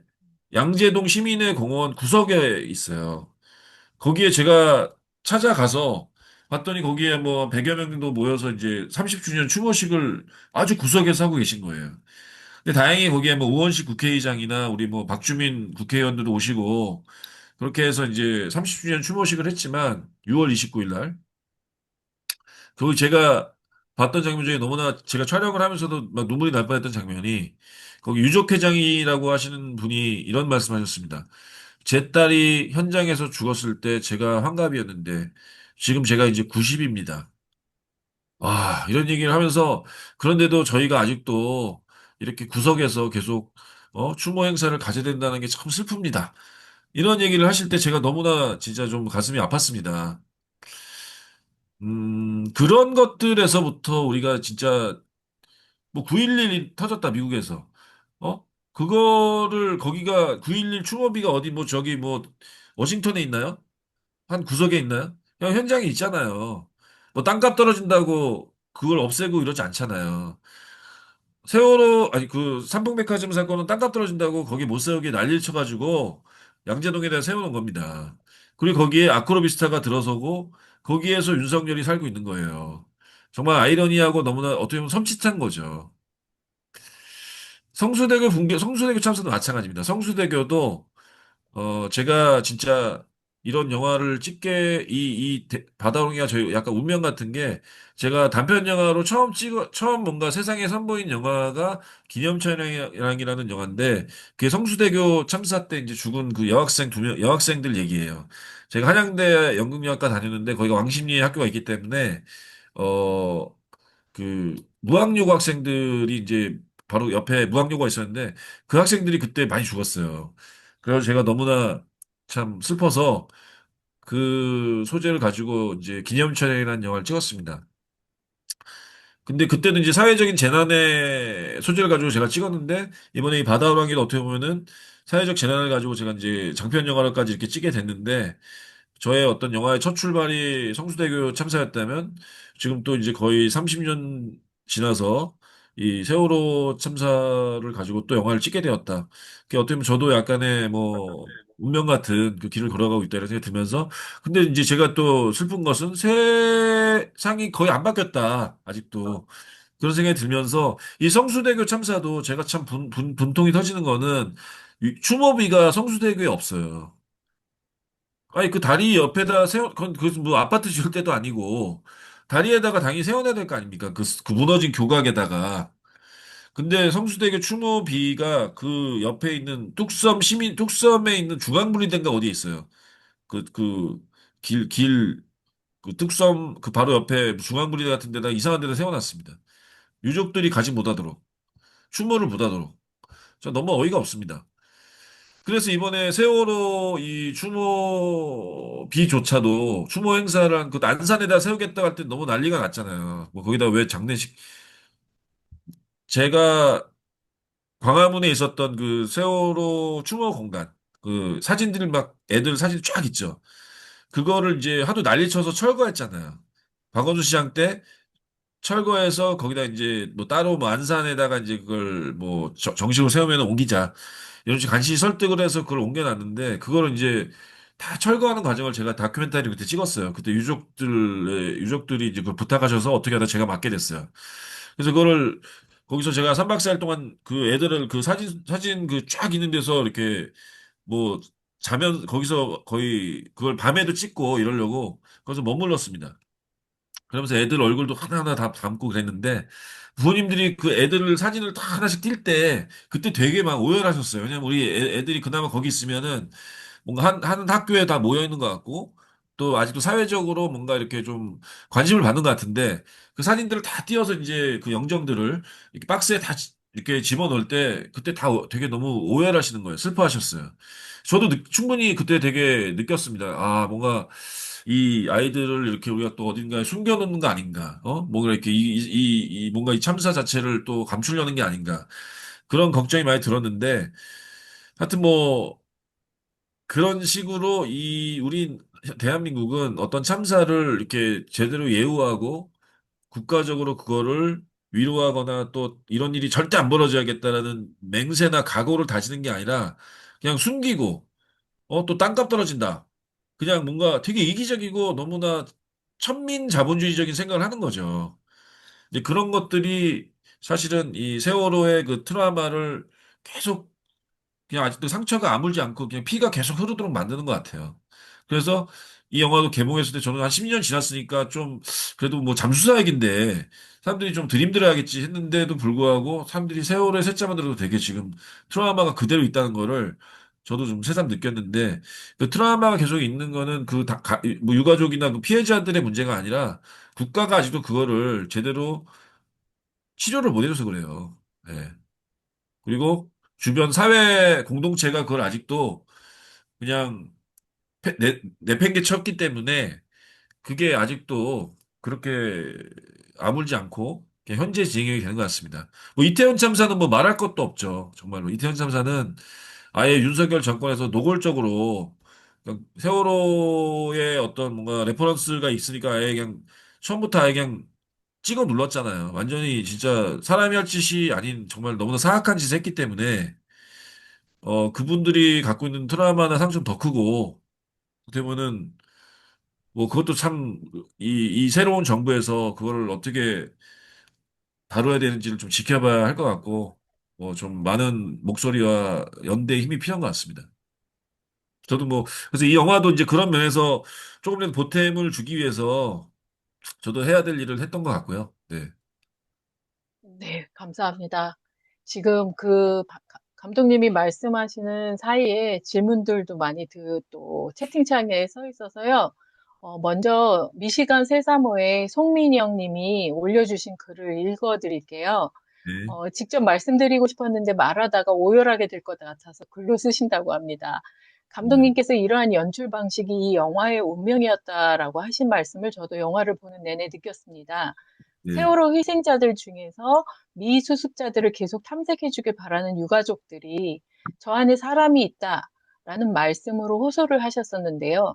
영화 바다호랑이는 그 독특한 연출 방식과 배우들의 연기로 인해서 진정으로 바다에 있어서 배 안에 있어서 찾을 수 없어서 등의 갖가지 이유는 없고 오직 사람만 있는 그런 순간들로 꽉 채워져 있습니다. 그리고 관객들이 직접 배경을 메꾸는 효과가 있다고 하셨는데 그 효과를 깨닫기 그 이전에 사람만 있는 느낌이 그 당시 아무것도 도울 수 없어 무기력했던 사람들의 너무나 애가 타고 비통한 감정에 대해 영화가 공감해 주는 것 같았습니다. 거대한 상실의 공백을 품에 끌어안고 수면 위로 상승하는 장면은 평생 떠올리게 될 것 같습니다. 아, 네, 저희도 같은 마음인 것 같습니다. 특히. 네. 네, 감사합니다, 네, 감사합니다. 참, 송미연님. 뭐, 네, 배우의 연기가 일단은 너무 이런 찬사를 받을 거는 배우 연기인 것 같고, 이준 배우가 너무 잘해줬고, 또 저희 영화가 어떻게 하다 보니까 이렇게 된 이런 독특한 형식, 굉장히 미니멀한 영화죠. 완전 미니멀의 극한의 미니멀. 뭐 그런 모든 걸 다 없애버린 그 가운데, 어떻게 보면은 관객분들이 더 능동적으로 참여해서 그런 것들을 메꿔주고, 더, 뭐, 옆에서 같이 참여해주는 그런 형태가 된 것 같아요. 이 영화 형식이. 네. 네. 그리고 다음에 또 질문이 있어요. 그 아프리카 케이프타운의 이은상 님이 질문하신 건데요. 안녕하세요. 저는 세월호 해외연대에 초대를 받아 짧게 활동하다가 현재 쉬고 있는, 왜 쉬고 계신가요? 아프리카 케이프타운 이은상입니다. 오늘 오후 2시간가량 끊어가며 몰입해 시청했습니다. 영화 제작에 참여하신 모든 연기자분들과 제작진, 또 특히 감독님께 감사드립니다. 저는 이 작품이 전 국민, 해외 동포들이 함께 시청할 수 있으면 좋을 작품이라고 생각합니다. 감독님, 바다호랑이 이후로 다른 작품들이 계속해서 이어지겠습니까? 이른감이 있을지도 모르겠습니다만 다음 작품을 만약 계획하신다면 그에 관한 이야기를 좀 나누어 주실 수 있겠습니까? 라고 질문하셨습니다. 네, 해외에서 보시려면 이게 이제 넷플릭스나 이런 데 빨리 올라가야겠죠? 네. 네. 아, 근데 넷플릭스가 참, 근데 이게 한국의 넷플릭스와 미국의 넷플릭스가 또 달라요. 그래서 음, 그게 여기서 올라간다고 해서 또 미국에서 볼 수 있는 게 아닌데, 아무튼 뭐, 외국에서 볼 수 있는 방법은 이제 이게 뭐 뭔가 이렇게 인터넷이나 비디오를 통해서 보실 수 있도록 뭔가 좀 해야 되겠죠. 저희도. 그리고 바다랑 이후로 다른 작품들은 당연히 계속 찍을 건데, 이제 아마 이런 형식으로 또 찍을 것이냐라고 이제 누가 질문을 주신 것도 있는 것 같은데, 저도 이 형식으로 찍는 것도 되게 좀 고민 좀 많이 하고 있습니다. 왜냐면 이게 어떻게 보면 100억짜리 영화를 1억도 안 되는 100분의 1의 가격으로 찍었지만 그 영화가 갖고 있는 감정과 주제를 저는 거의 다 전달했다고 보거든요. 그럼 이거 사실은 되게 가성비가 정말 놀라운 거잖아요. 네. 그리고 네. 자본으로부터 독립할 수 있고, 뭐 CJ나 어디에 뭐 대기업 투자를 안 받고 내가 하고 싶은 이야기를 다 만들 수 있다. 뭐 사회적인 주제에서 뭐 투자 못 해준다. 뭐 이런 것들에 구애받지 않고 할 수 있다면 한번 이런 방식도 되게 한번 계속 좀 추진해 봐야 되겠다. 이런 고민도 좀 하고 있습니다. 네. 네, 저희 계속 기대를 갖고 기다리도록 하겠습니다. 다음은 워싱턴 새들꽃에서 김지은 님이 질문을 주셨는데요. 읽어드리겠습니다. 어, 저는 몇 달 전에 감독님과 주연 배우께서 뉴스공장에 나오셨을 때 보았기에 영화를 어떻게 찍으셨는지 들었습니다. 네. 당시에는 주연 배우의 잠수 연기가 궁금하다고 생각했는데 영화를 보고 나니 주연 배우뿐만 아니라 모든 배우들의 연기가 훌륭해서 보는 내내 많이 울었습니다. 네. 기억하겠다고 하지만 세월호 활동을 하는 우리도 늘 기억할 수 없는데 다시 한번 기억할 수 있게 해주셔서 감사합니다. 연극 같은 영화라 모든 세트가 눈으로 보았을 때 물속, 법정, 차 같지 않은 상황에서 관객으로서 영화적 상상력을 동원하게 되는데 그 과정에서 그 당시 내가 어떤 뉴스나 얘기를 들었었고 내 감정이 어땠는지를 함께 떠올리면서 영화를 보게 되었던 것 같습니다. 그리고 영화를 볼 때는 나래의 손에 감긴 붕대에 대해 큰 의미를 두지 않았는데 간담회에서 질문하신 분이 있어서 생각해 보니 감독님의 의도는 아니었던 것 같지만 유가족과 잠수사분들의 아직도 치유되지 않은 몸과 마음의 상처를 보여주는 상징적 장치로도 볼 수 있겠네요. 아, 이거는 이제 관객으로서 느꼈던 부분을 얘기를 해주신 것 같습니다. 네. 네, 그리고 저는 이거는 개인적으로 질문을 하고 싶었던 거였는데요. 이제 어쨌든 소재가 쉽지 않았던 만큼 그 배우들의 어떤 이것들을 다 표현을 할 때 그 감정, 그 다음에 또 역에 몰입해야 되는 이런 과정에서 배우들의 어떤 마음이 힘들거나 이런 건 없으셨는지, 그런 과정은 어떻게 풀어내셨는지가 궁금해요. 네네네. 음,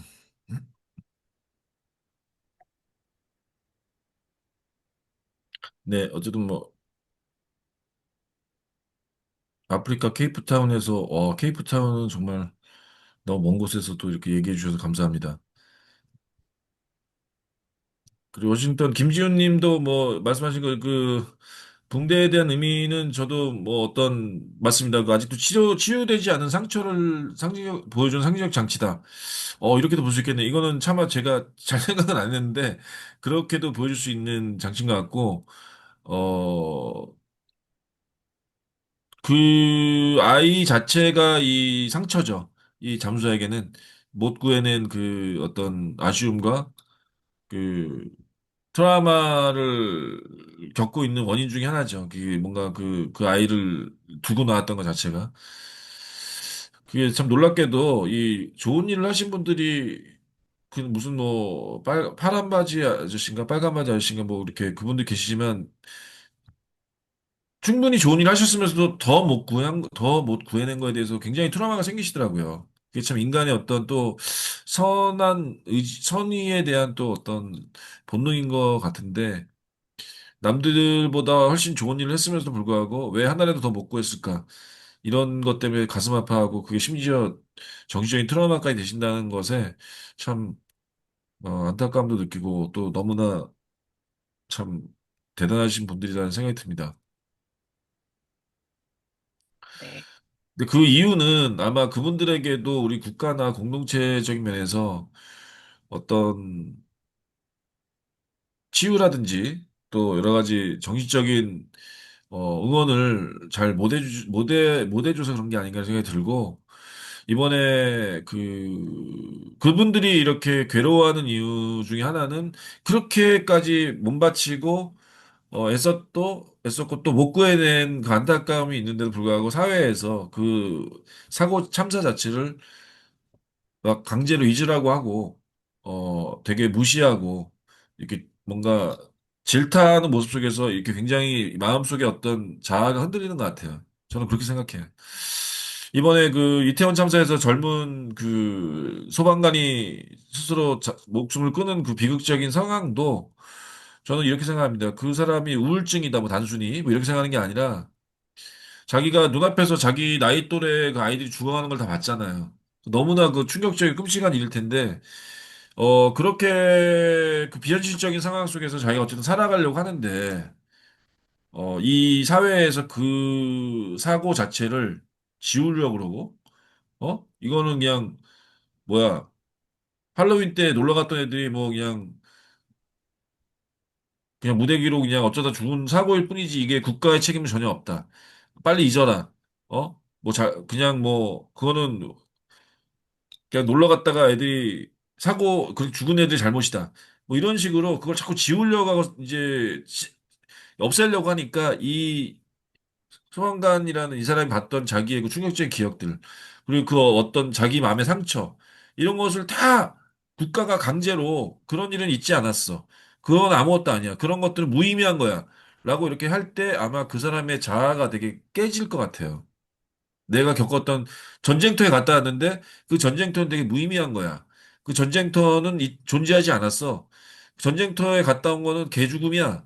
이런 식으로 막 할 때 이 사람의 전쟁에서 겪었던 그 상처나 트라우마는 오히려 점점 커지고 전혀 치료가 안 되겠죠. 마찬가지로, 이 사고를 우리가 제대로 예우하고 제대로 국가에서 그거를 받아 안을 때 이 모든 관계자들의 트라우마들도 함께 치유가 된다고 생각됩니다. 안 그러면 절대 치유 안 될 것 같아요. 네. 네, 공감합니다. 저희 네. 영화에서 그 나래 어머니가 그 후반부에서 그 잠수사님한테 물 밖으로 나오세요라는 대사를 하는 걸 네. 들으면서 저는 감독님 말씀처럼 저희 전체가 이 한국 사회 전체가 아직은 트라우마에서 빠져나오지 않은 거라고 생각하고 네. 이 물 밖으로 나오기 위해서는 여전히 국가와 정부의 역할이 중요할 수밖에 없고 주도권을 가지고 있을 수밖에 없다. 이런 그렇습니다. 생각이 들어서 저희가 저도 개인적으로는 처음에 굉장히 마음의 준비를 하면서 영화를 봤습니다. 제가 네. 세월호 활동을 하긴 하지만 항상 어떤 이런 것들을 접할 때는 적지 않은 마음의 준비를 하고 보거든요. 네. 근데 보고 나서는 저는 오히려 마음이 편안해지면서 이렇게 더 힘이 나고 치유가 되는 그런 느낌도 받았거든요. 지금 네. 여러분들도 다 그런 식으로 인상을 써주시는데 그러면서 워크온, 워크온이라는 말이 제 마음에 계속 남더라고요.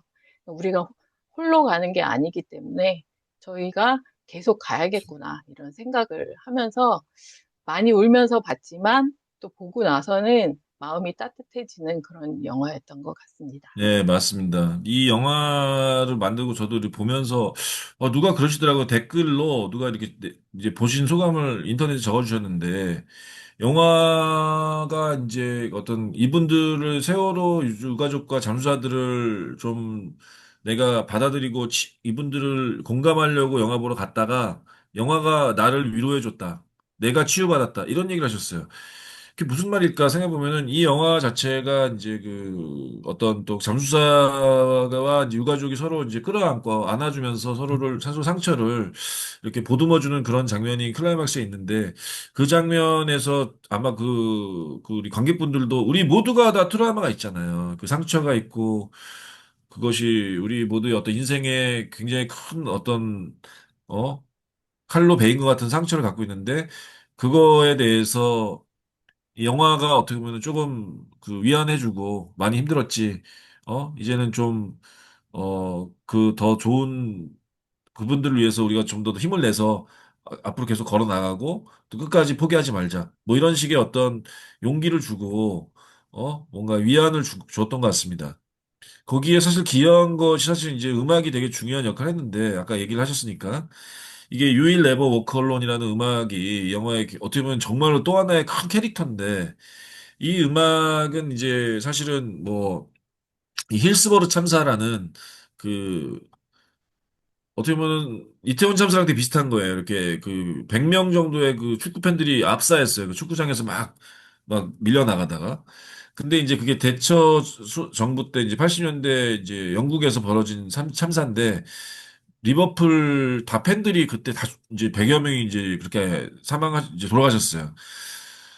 근데 이제 대처 정부가 마치 윤석열 정부처럼 그거는 관객들이 훌리건들, 광팬들이 그렇게 이제 난리치다가 사고가 난 거지. 국가는 할 일을 다 했다. 국가 잘못 없다.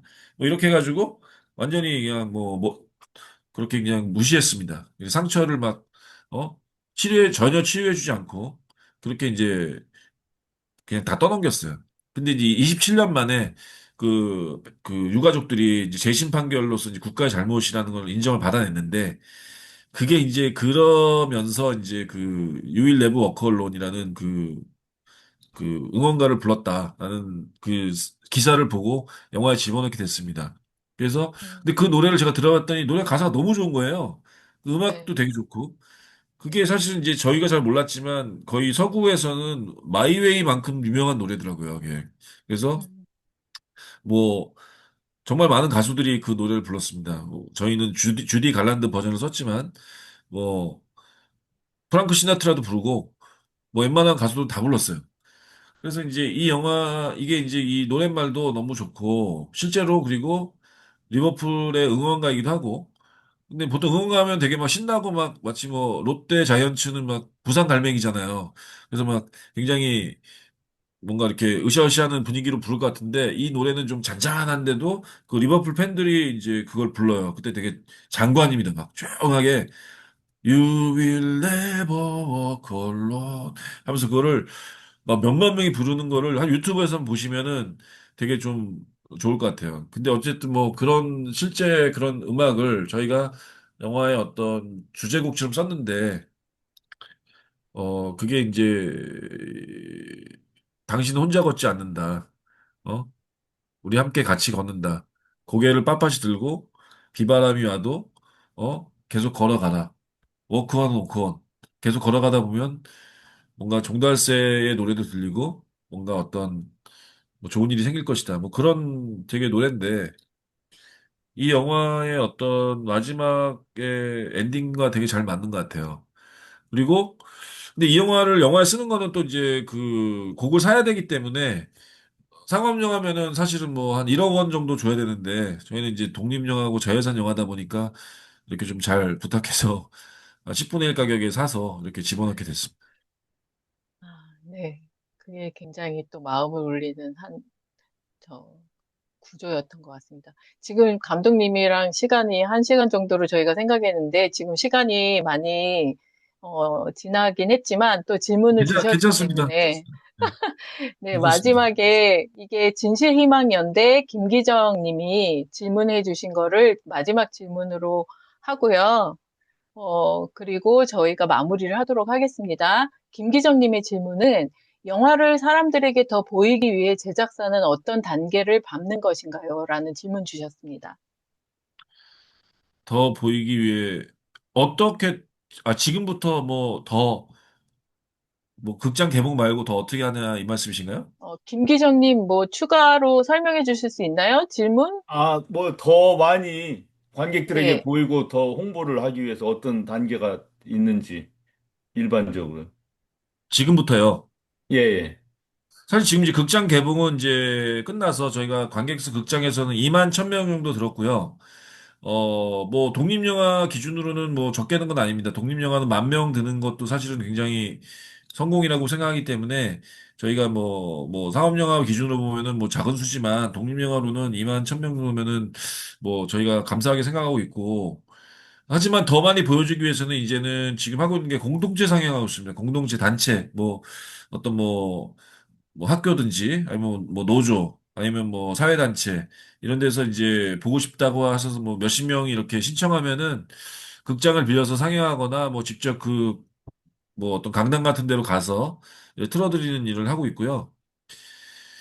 근데 이제 가장 뭐 해외에서도 물론 이렇게 하고 있지만 이제 가장 우리가 보통 이제 해야 될 거는 모든 영화가 그렇듯이 다 이제 2차 판권 즉 뭐 비디오 뭐 아니면 뭐 OTT 뭐 인터넷에서 볼 수 있도록 뭐 아니면 넷플릭스나 이런 데서 상영할 수 있도록 이제 그거를 이제 그 판권을 이제 그쪽에다 넘겨서 팔아서 그걸 이제 2차 판권이라고 하는데요.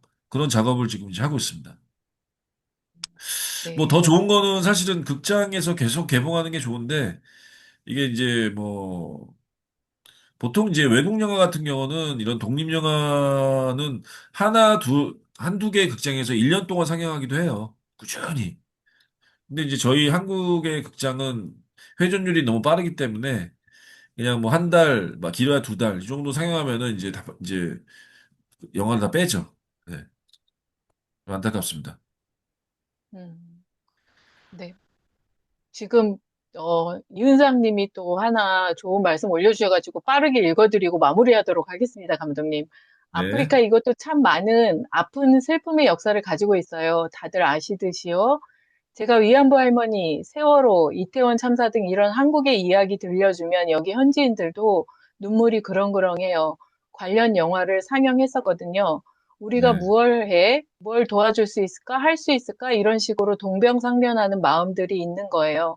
인권 평화를 위해 일하는 이곳 분들에게 지구 반대편의 목소리, 활동들에 공감하고 또 그들에게도 힘이 되는 거겠지요. 고맙습니다, 감독님. 이렇게 또 마무리에 정당한 멘트를 또 해주셨습니다. 감사합니다. 네, 네, 네, 네. 이렇게 지금 중요한 또 했던 것처럼 You will never walk alone 이런 것처럼 저희 세월호 활동가들이 시간이 지나면서 저희 주변 분들의 어떤 온도가 차가워지면서 저희도 코로나나 여러 가지 상황들 때문에 힘들었었던 것도 있었는데 영화의 힘이라는 게 대단한 것 같습니다. 아마 여기 네, 계신 네. 모든 활동가 분들이 바다 호랑이를 보고 우리 홀로라고 생각하지 않으실 것이고 또 영화를 보면서 계속 워크온 워크온 우리 계속 갈 거다 이렇게 음, 결심을 하는 계기가 될 것 같습니다. 그래서 네, 감독님께 네.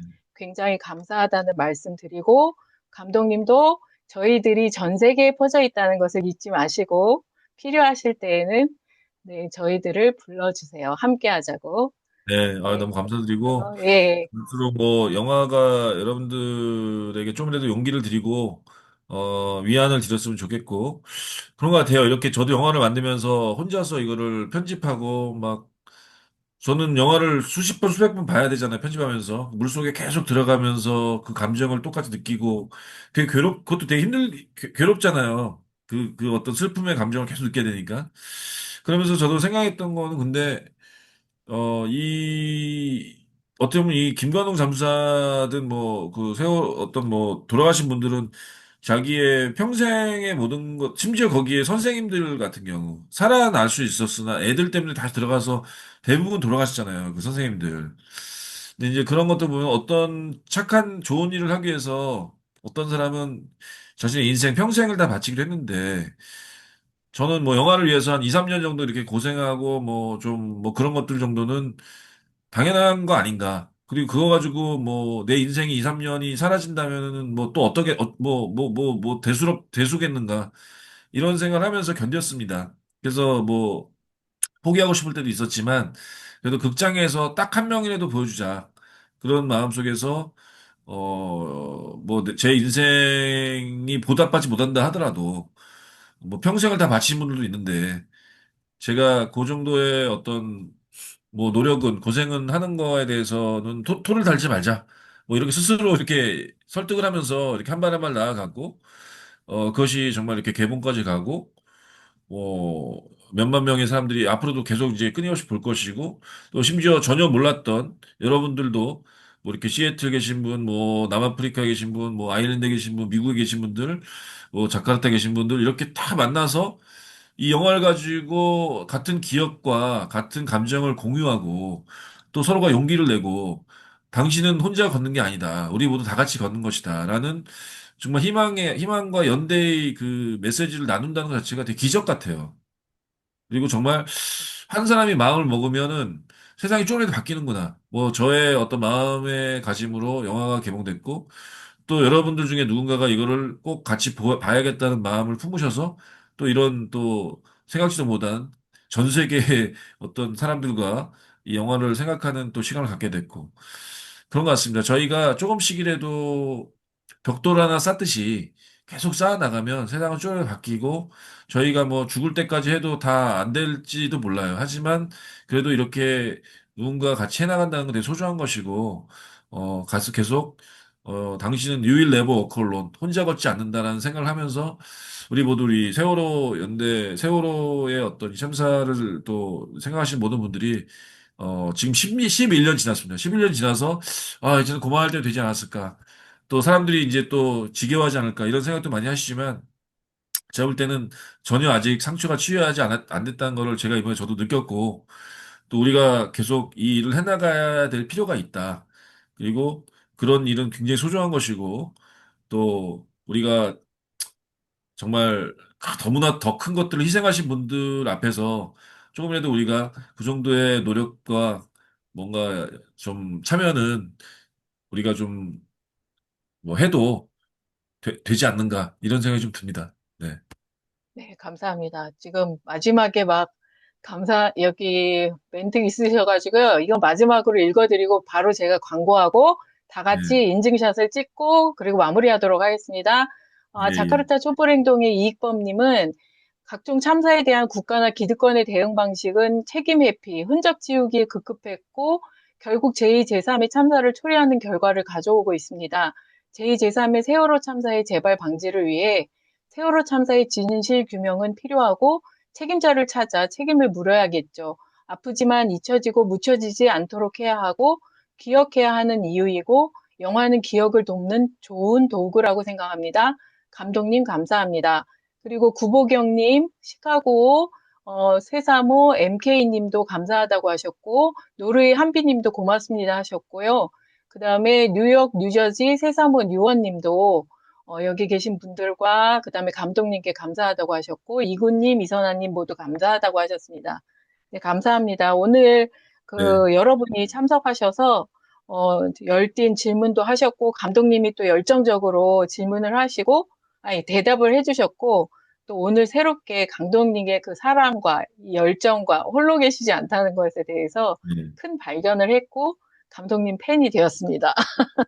네, 감사합니다. 저희는 네, 감사합니다. 같이 걸어갑니다.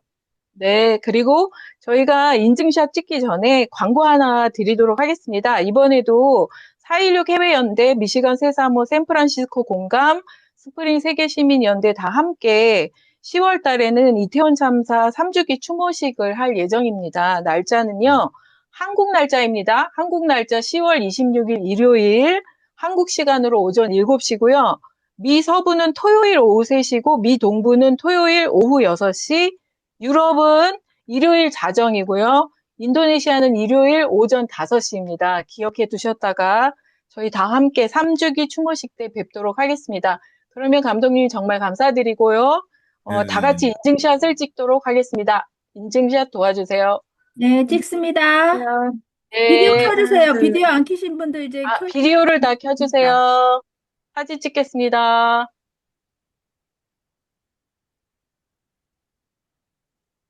두 번 찍겠습니다. 비디오 켜주시면 네, 더 좋고요. 네, 네. 이렇게 네. 할까요? 하나, 둘, 또 셋. 이렇게. 네, 한 번 더 찍을게요. You will never 네. walk alone. You will never walk. 자, 하나, 둘, 셋. 여기 보세요. 네, 네, 수고하셨습니다. 네, 아유, 수고하셨습니다. 너무 감사합니다. 네, 진짜 감사합니다. 정윤철 감독님 수고하셨습니다. 감사합니다. 감사드립니다. 수고하셨습니다. 네, 네. 제가